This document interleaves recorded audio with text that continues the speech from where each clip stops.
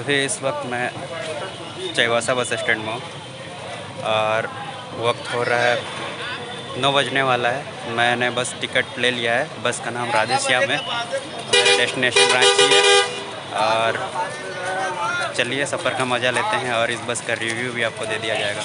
रांची पहुंचकर इस वक्त पर निकलेगी और कितना बजे तक रांची पहुंच जाती है।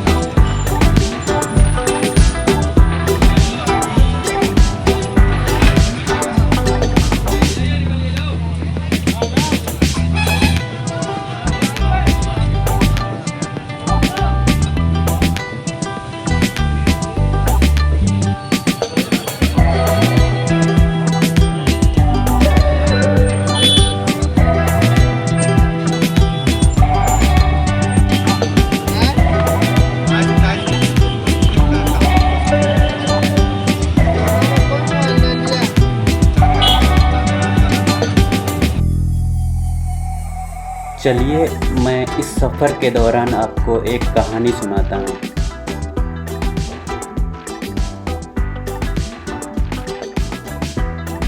एक बार एक बच्चे ने अपने पापा से पूछा, पापा मेरे लाइफ की क्या वैल्यू है? तभी पापा ने कहा, अगर तुम सच में अपने ज़िंदगी की कीमत समझना चाहते हो।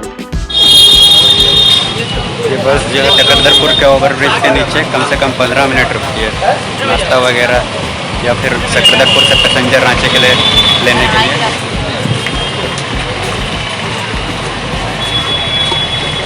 ये बस जहाँ रुकती है वहाँ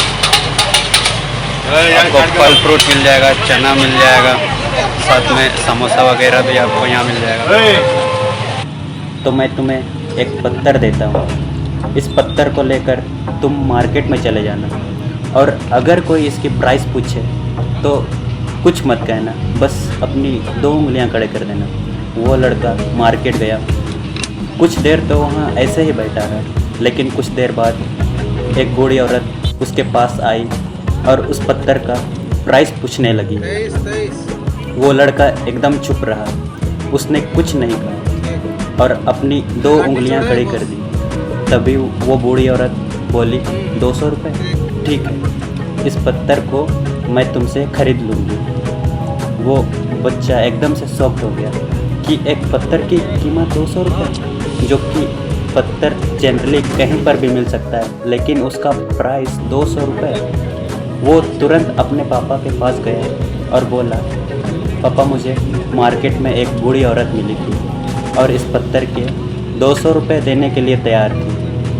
पापा ने कहा, इस बार तुम इस पत्थर को म्यूज़ियम में लेकर जाना और अगर कोई इसकी प्राइस पूछे तो कुछ मत कहना, बस अपनी 2 उंगलियां खड़ी कर देना। वो लड़का म्यूज़ियम में गया और वहाँ पर एक आदमी की नज़र उसके हाथ में रखे पत्थर पर पड़ी और तभी उसने उस पत्थर का प्राइस पूछा।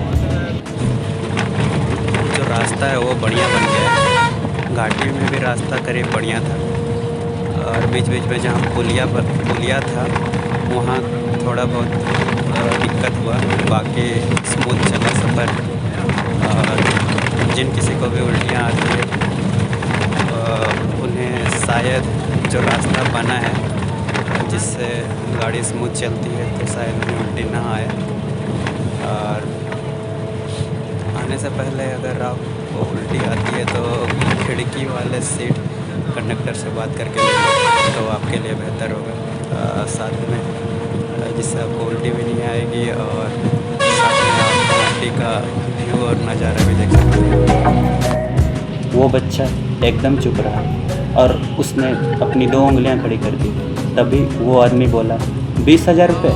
ठीक है, मैं तुम्हें इस पत्थर के 20,000 रुपये देने को तैयार हूँ। यह पत्थर तुम मुझे दे दो।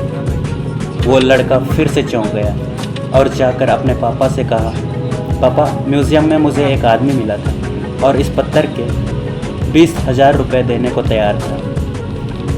तभी उसके पापा ने कहा, अब मैं तुम्हें आखिरी जगह पर भेजने जा रहा हूँ और अब तुम्हें जाना है कीमती पत्थरों की दुकान पर, और अगर वहाँ पर भी कोई प्राइस पूछे तो कुछ मत कहना, बस अपने 2 उंगलियाँ खड़ी कर देना। वो लड़का जल्दी से कीमती पत्थरों की दुकान पर गया और उसने देखा कि एक बूढ़ा आदमी था जो काउंटर के पीछे खड़ा था। जैसे ही उस बूढ़े इंसान की नज़र उस पत्थर पर पड़ी, वो एकदम शॉक्ड हो गया। वो काउंटर से बाहर निकला और तुरंत उस बच्चे के हाथ से वो पत्थर छुड़ा लिया और कहा, ओह माय गॉड, इस पत्थर की तलाश में मैंने अपनी पूरी ज़िंदगी गुजार दी। कहाँ से मिले यह पत्थर और क्या प्राइस है इसका? कितना लोगे तुम इस पत्थर का? वो बच्चा तब भी चुप रहा और अपनी 2 उंगलियां खड़ी कर दी। तभी वो बूढ़ा आदमी बोला, कितने? 2 लाख रुपए? ठीक है, मैं इसके लिए 2 लाख रुपए देने को तैयार हूँ। प्लीज़ तुम यह पत्थर मुझे दे दो। उस लड़के को अपने आँखों और कानों पर विश्वास नहीं हो रहा था। वो जल्दी से अपने पापा के पास गया और बोला, पापा, वो बूढ़ा आदमी इसके लिए 2 लाख रुपए देने को तैयार है। तभी उसके पापा ने कहा, क्या तुम अब समझे अपने लाइफ की वैल्यू? आपकी लाइफ की वैल्यू इस बात पर डिपेंड करती है कि आपने आप को कहाँ रखते हैं। ये आपको डिसाइड करना है कि आपको 200 रुपये का पत्थर बनना है या फिर 2 लाख रुपए का। ज़िंदगी में कई सारे ऐसे लोग होते हैं जो आपसे बहुत प्यार करते हैं, उनके लिए आप सब कुछ हैं, और कुछ लोग ऐसे भी होते हैं जो आपको सिर्फ एक वस्तु के रूप में उपयोग करेंगे, उनके लिए आप कुछ भी नहीं है। ये आपके ऊपर डिपेंड करता है कि आप की लाइफ की वैल्यू क्या होगी।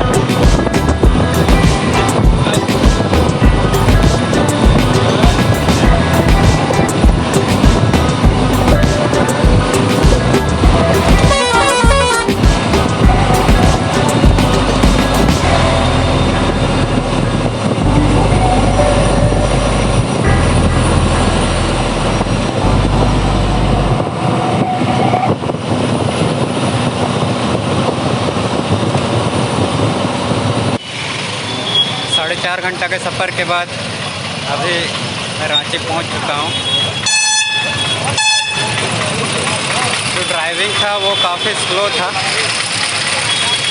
क्योंकि अगर एसी बस का सफ़र हो और 4.5 घंटा में पहुंचा रहा है तो ये काफ़ी ज़्यादा टाइम ले रहा है, क्योंकि 3.5 घंटा में पहुंचा देता है एसी बस।